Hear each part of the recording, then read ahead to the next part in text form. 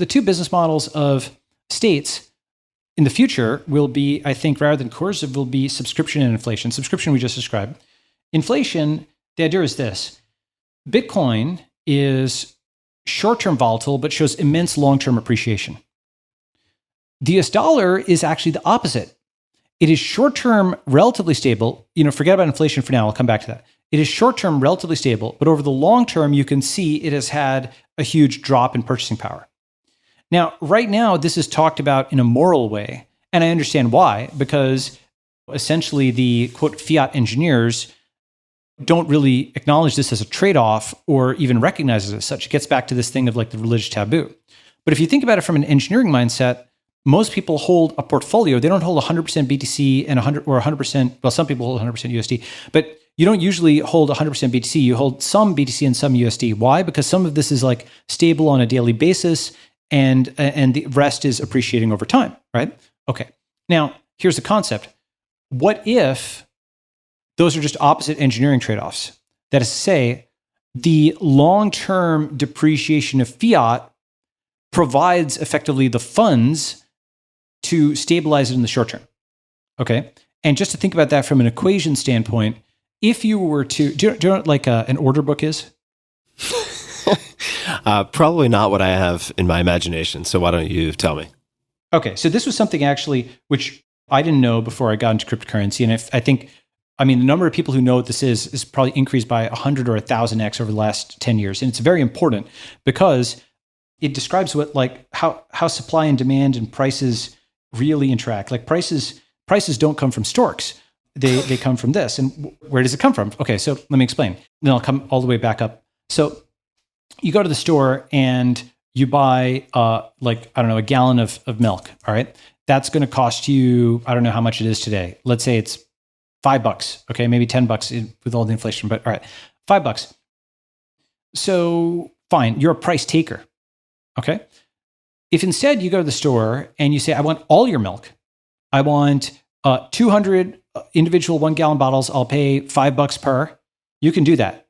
But now, if you want yet more milk, you need to go to the next store and they have an inventory of 30 gallon bottles, but it's $5.50. Okay. And as you start buying out inventory here, word gets around and people start hiking the price because they know you're going to walk in and clear them out of all of this liquidity of milk. Okay.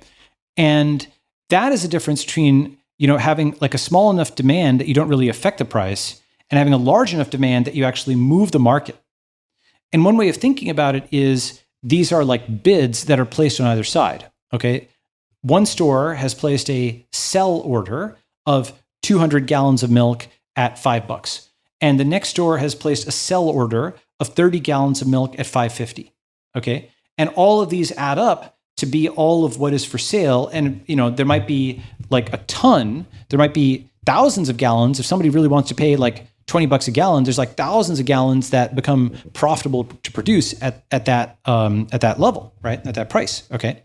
And then conversely, demand is sort of lowest at $5, but there'd be a ton of demand. There might be lots of people who would buy a gallon of milk for $1. Okay. Mm-hmm. So you can visualize this sort of V-shaped thing where the current market clearing price is $5. But if a lot of people suddenly buy and clear out the supply, then the next available unit might be at like $8 or $10.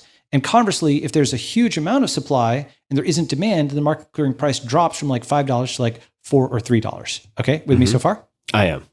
So that is called an order book. And that is actually how prices are born. Prices literally come from the interaction of supply and demand. So all kinds of people are being trained as true capitalists because they're actually seeing the root axis of the system, how prices are set between supply and demand. Supply and demand are now like computable, visible, tangible. This has huge implications for lots of things because those order books are going to come to everything. As we cryptoify the whole world, it's not just BTC USD that has an order book where you're buying units of BTC for blocks of USD or vice versa. It's not just like either USD. It's not just every coin versus every coin. It's every asset versus every asset. Okay, this is what I call the DeFi matrix. Essentially, every financial interaction that we think of. So a digital wallet doesn't just hold Bitcoin. It can eventually hold everything. It can hold fiat currencies, Ethereum, tokens, NFTs, whatever. And so it's got billions of rows. But it doesn't just hold everything. Everything trades against everything. Well, just to interject for a second, I mean, a very concrete, I feel like NFTs and expensive or not expensive JPEGs are sort of will be an on-ramp. It's like a gateway drug for a lot of people into crypto and Web3 and so on.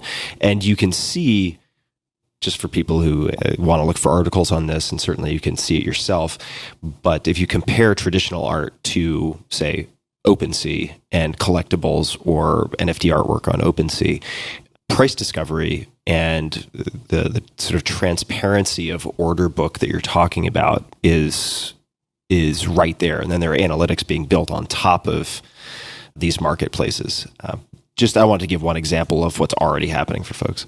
Exactly, right. So essentially, order books mean price discovery.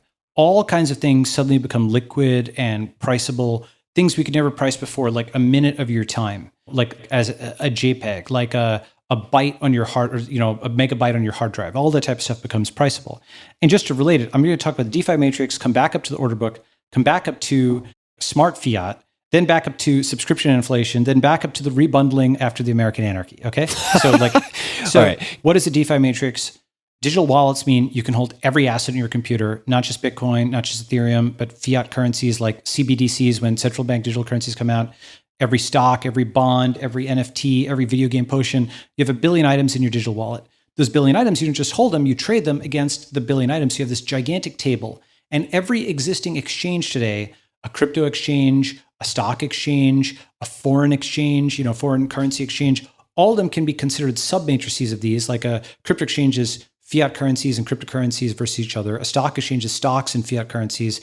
A foreign exchange is currencies versus currencies. All those are just sub-matrices of this massive DeFi matrix.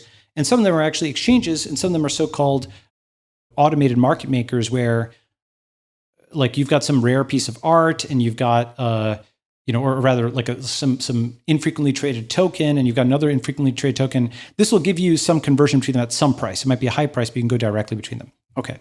The DeFi matrix means everything is just getting repriced all the time. Every asset competes against every other asset.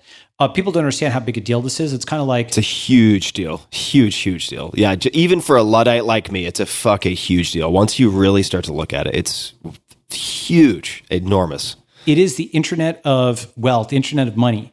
And it's going to be similar. It's like every newspaper went online, and then Google News came online and indexed them, and suddenly every newspaper is competing against every other newspaper.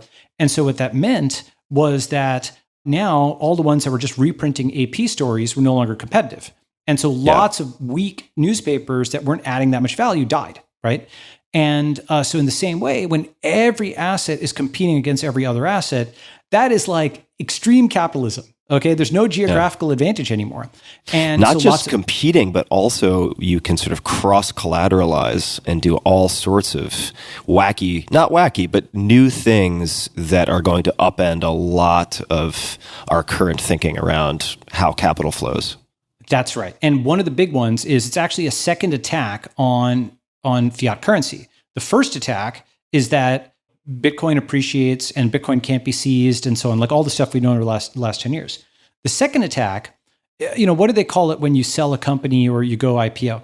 They call it a liquidity event, right? Because cash is universal barter and you can exchange it for other things, whereas you can't exchange stock directly. The DeFi matrix changes that.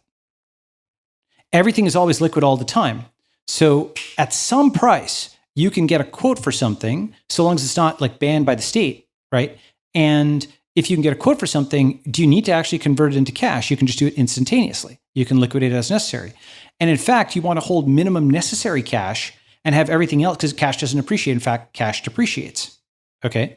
And so now liquidity is itself a second whole axis where it reduces the amount of wealth held in fiat currencies.